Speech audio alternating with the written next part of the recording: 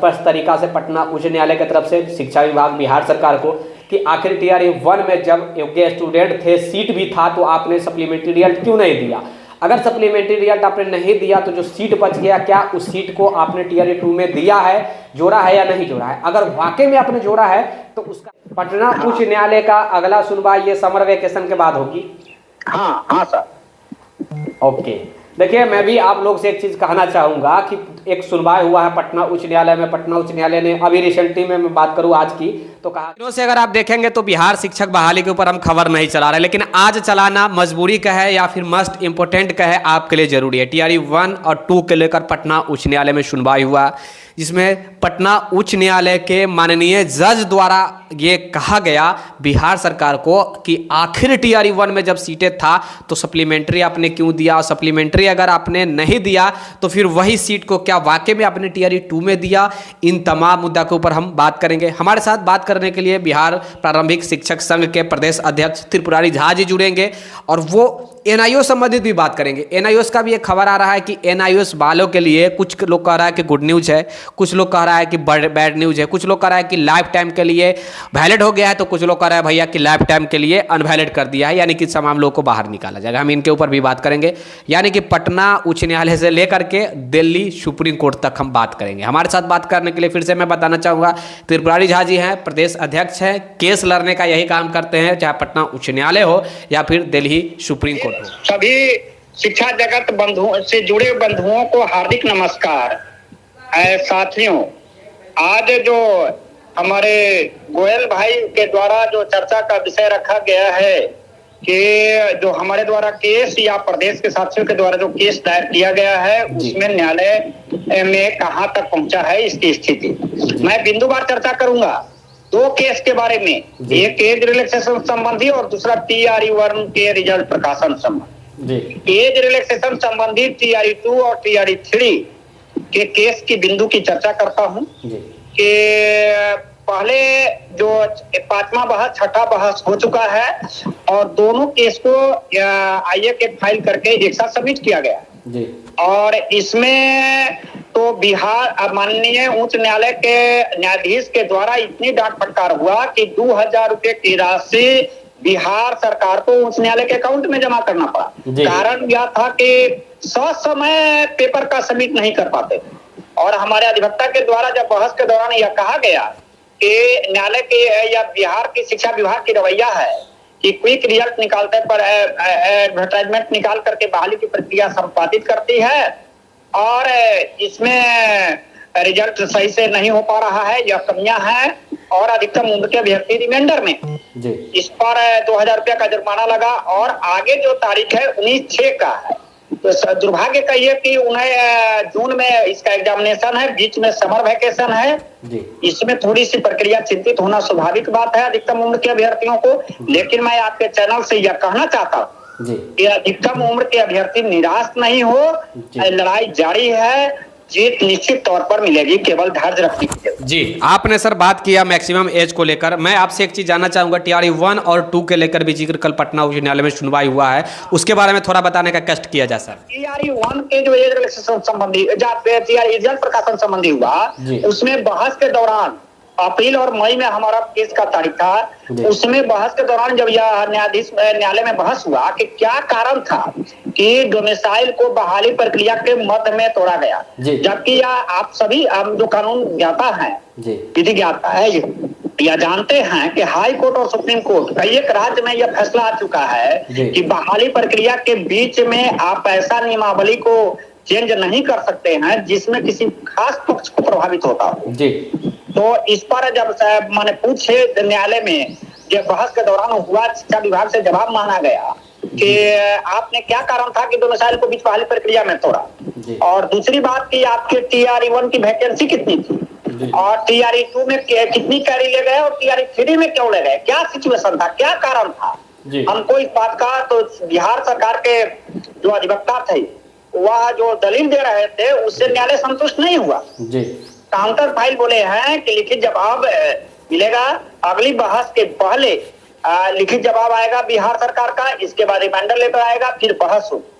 थोड़ा सा विलम्ब लग सकता है, क्योंकि कोर्ट की प्रक्रिया जो नियमावली है, समर वैकेशन होता है सभी बैक ईयर सभी में, इसलिए गर्मी समर वैकेशन के बाद डेट मिलेगा। और इस प्रक्रिया में भी मैं अभ्यर्थी को कहना चाहता हूँ सर, पटना उच्च न्यायालय के तरफ से बिहार सरकार से ऐसा मुझे जानकारी मिला है कि ये प्रेशराइज पूछा गया है कि क्या आपने वाकई में TRE 1 का जो भी सीट है क्या TRE 2 में दिया है या नहीं दिया है तो रिटर्न में दीजिए। रिटर्न में देने का मतलब क्या है, इसका क्या मतलब है कि वाकई में इस पे कुछ बड़ा नकेल कसा जा सकता है विभाग के ऊपर, क्योंकि सीट रहते हुए आपने क्यों नहीं फुल फिलअप किया? एकदम नकेल कसा जाएगा। कारण तो बिहार सरकार के अधिवक्ता तो जवाबे नहीं दे रहा जी। अरे क्या कारण था जो कितनी सीट ले गए आप TRE 1 TRE 2 में? इस बात के लिए सर त्रिपुरारी सर, मैं आपसे एक चीज़ और जानना चाहूँगा। एक और खबर है कि बिहार सरकार को ये भी फटकार लगाया गया है कि बड़े पैमाने पर इसमें फर्जीवाड़ा हुआ है। आर्थिक अपराध इकाई अगर मान ली है TRE 1 की, चाहे 1 तो नहीं 2 के ऊपर आर्थिक अपराध इकाई भी बताई थी कि पेपर लीक हुआ है, 3 में भी तो बड़े पैमाने पर हुआ था। तो क्या आपने किस बेस पे बहाली पूरा किया? तो गवर्नमेंट की तरफ से कहा जा रहा है, जहां तक मुझे जानकारी मिला है कि सब चीज़ पारदर्शिता तरीका के है। तो कौन कौन सा केस खुला हुआ है सर? एक तरफ आपने बताया कि एज रिलैक्सेशन खुला हुआ है, दूसरी तरफ आपने ये भी बताया कि TRE 1 और 2 का भी खुला हुआ है कि 1 का सीट 2 में कैसे दे दिया गया जब योग्य स्टूडेंट थे तो। या फिर एक और केस का ये जी, एक और ये केस है कि NIOS के बावजूद आपने बहाली कैसे किया, जबकि NIOS को सुप्रीम कोर्ट द्वारा ही बाहर किया गया। तो फिर सुप्रीम कोर्ट भी ये बात बोल रही है कि बिना NIOS के कैसे बहाली हुआ, क्योंकि बिहार सरकार तमाम जितने भी स्टेट है हर स्टेट को भी सुप्रीम कोर्ट की तरफ से नोटिस दिया जाएगा और बिहार सरकार शिक्षा विभाग को भी नोटिस दिया गया। तो क्या वाकई में ये सब में क्या सत्यता है सर? देखिए, उसमें जो TRE 1 में NIOS की जो बहाली हुई इस मुद्दा का भी बहस हमारे केस में होगा, क्योंकि TRE 1 के भी रिजल्ट प्रकाशन में हमारे यहाँ जो केस दायर है उसमें रेगुलर वाले भी है, NIOS वाले भी है। तो इसमें क्लियरिफिकेशन की मुद्दा क्लियर नहीं है, क्योंकि 28 नवंबर को शायद सुप्रीम कोर्ट का फैसला आया जी और उससे पहले बहाली प्रक्रिया हुई थी, सप्लीमेंट्री रिजल्ट निकलने वाला था। सप्लीमेंट्री रिजल्ट से पूर्व में सुप्रीम कोर्ट का फैसला आया, इसलिए NIOS के अभ्यर्थी को नहीं हो पाया जी। अब जो बातें आ रही है कि हमारे बहुत सारे साथी सुप्रीम कोर्ट में केस किए हुए हैं, अलग अलग राज्यों में भी केस किए हुए हैं, जैसी जानकारी मिल रही है कि सेंट्रलाइज करके इसकी केस की सुनवाई होगी। तो सारे केस को मर्ज कर दिया गया है, NIOS वाले केस को भी?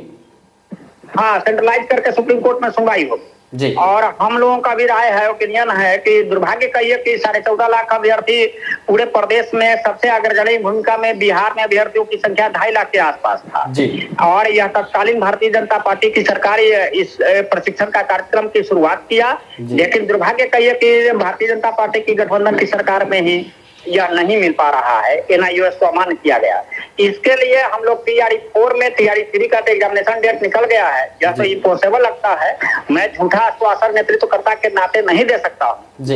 लेकिन TRE 4 में निश्चित तौर पर अगर प्रदेश के 20% NIOS डिग्रीधारी एक साथ अगर मूवमेंट करेंगे तो चूंकि राज्यसभा लोकसभा से पारित है, इसकी मान्य किया गया है, डिग्री मान्य किया गया है। लेकिन अब इसमें सरकारी नौकरी में जबकि एडवर्टाइजमेंट में यह कहा गया था, इसके लिए अगर लोकसभा राज्यसभा से कमजोरियां होगी, NCT से कमजोरी है, जो भी रिस्पॉन्सिबल है, या राजपत्र को प्रिंटिंग प्रेस में कहाँ है, इसके मुद्दा पर या न्यायालय से यह 4 मुद्दा हम लोगों को लगता है कौज इसमें अभ्यर्थी को गर्दनी बात की हुंकार भरते हुए सभी 4 दिशा में। सर क्या मान के चला जाए त्रिपुरारी सर, क्या मान के चला जाए कि 4 में NIOS वाले भर रहे हैं form?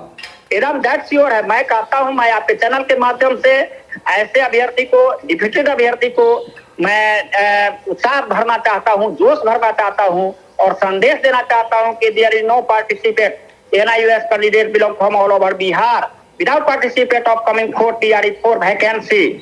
There is no complete the TRE 4 vacancy in coming August. मैं यह आश्वस्त करता हूं, इसलिए मैं आपके चैनल से संदेश देना चाहता हूं कि सभी मंच के एक मंच पर आने की जरूरत है, एक डायरेक्शन में जरूरत है। त्रिपुरारी सर एक प्रश्न और है, क्या 1 और 2 के ऊपर भी ये पटना उच्च न्यायालय में जो सुनवाई हुआ, क्या इससे कुछ प्रभाव पड़ रहा है? और क्या जो सप्लीमेंट्री का इंतजार कर रहा है उनकी सप्लीमेंट्री आ रही है?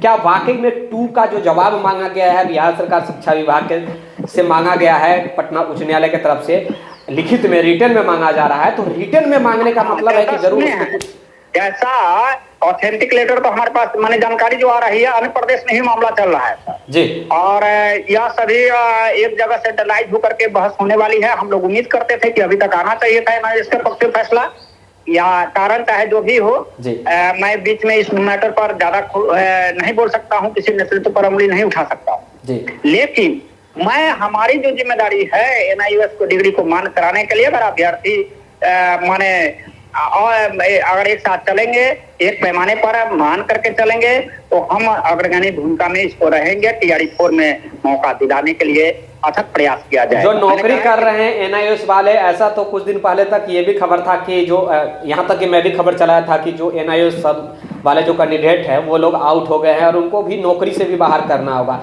लेकिन अभी जिस प्रकार की सिचुएशन सुप्रीम कोर्ट ने केस को थोड़ी सी राहत इस पर मिली है, जैसे बीएड वाले को जी सुप्रीम कोर्ट अमान्य किया था जी, लेकिन फिर बहस के दौरान, केस के दौरान जो नौकरी ज्वाइन कर लिया है तो उसे नहीं निकाला गया है। तो क्लियरिफिकेशन के मुद्दा पर अलग है, क्योंकि बीएड वाले की बात अलग है, एनआईओएस की बात अलग है, इसलिए कि 18 महीने का ही एनआईओएस डिग्री सुप्रीम कोर्ट मान रही है जी।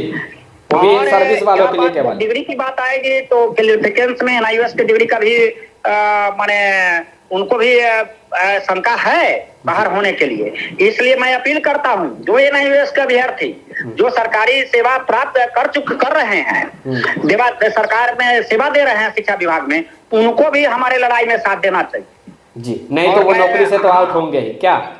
हाँ, साथ देना चाहिए एनआईओएस अभ्यर्थी को। अगर यह समझते हैं कि मैं नौकरी सेवा में हूँ, हमको इस कार्य से जरूरत नहीं है, तो कोरा कागज की सपना है वह। चलिए सर, अच्छा एक प्रश्न और है आपसे, पटना उच्च न्यायालय का अगला सुनवाई ये समर वेकेशन के बाद होगी?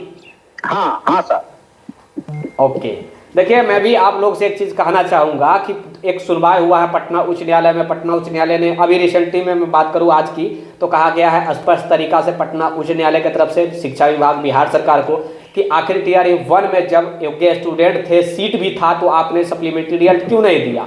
अगर सप्लीमेंट्री रिजल्ट आपने नहीं दिया तो जो सीट बच गया, क्या उस सीट को आपने टीआरई 2 में दिया है, जोड़ा है या नहीं जोड़ा है? अगर वाकई में आपने जोड़ा है तो उसका रिटर्न में आप लिखित दीजिए, और लिखित मांगा गया है बिहार सरकार से। और सरकार के तो जो भी जो सरकारी वकील जो होते हैं या फिर सरकारी जो एडवाइजर लॉयर जो होते हैं, वो लोग तो जानबे करते हैं आपके कैसे काम करते हैं। आज का काम 6 महीना तक, तो इसी कारण बस फटकार भी लगाया गया है। और अभी जैसा कि त्रिपुरारी सर ने भी बताया कि इनके केस में एज रिलैक्सेशन वाले मैटर में भी 2000 का जुर्माना लगाया गया है। किनके केस में? तो त्रिपुरारी सर का एक केस चल रहा है एज रिलैक्सेशन का, और उनके केस में 2000 का बिहार सरकार को जुर्माना भरना पड़ा है शिक्षा विभाग को पटना उच्च न्यायालय में। तो ये सब कुछ चल रहा है। एक तरफ टीआरई 1 और 2 में सप्लीमेंट्री रिजल्ट चल रहा है, दूसरी तरफ आप देखेंगे कि 1 में जब सीट था तो 2 की वैकेंसी क्यों आ गई, और जब योग्य स्टूडेंट भी था, कट ऑफ क्रॉस कर रहे थे, तो फिर आप लोग को याद होगा कि पटना उच्च न्यायालय उस समय बंद था, फिर भी लोग सैकड़ों की तादाद में पटना उच्च न्यायालय में जाकर केस फाइल करवाए थे,